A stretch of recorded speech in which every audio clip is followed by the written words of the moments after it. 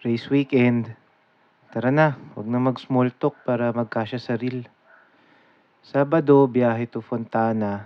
Check-in, tas may briefing at claiming ng race kits.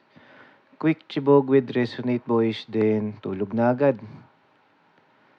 Kinabukasan 3 a.m. need na gumising para makakuha pa ng parking. Then, dinala yung mga bike at gamit sa transition bago to mag-close ng 5:30.